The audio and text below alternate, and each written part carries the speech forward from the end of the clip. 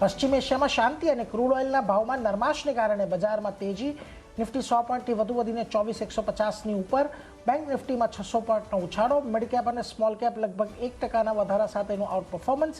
India Vicks પણ ઠંડુ પડ્યું. પીએસયુ બેંક અને ઓટો શેરોમાં સૌથી વધુ મજબૂતી. બંને ઇન્ડેક્સ 1.5%થી વધ્યા. પીએસયુ બેંકમાં બેંક ઓફ ઇન્ડિયા, પીએનબી અને ઇન્ડિયન બેંકમાં 2%થી વધુનો વધારો. કેમિકલ અને આઈટી શેરોમાં પણ ખરીદી, જ્યારે કેપિટલ ગુડ્સમાં સામાન્ય દબાણ.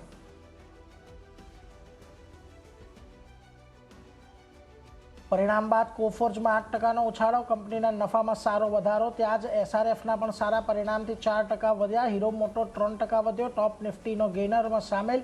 મિશ્ર પરિણામ બાદ એલએનટીમાં આવ્યો ઘટાડો.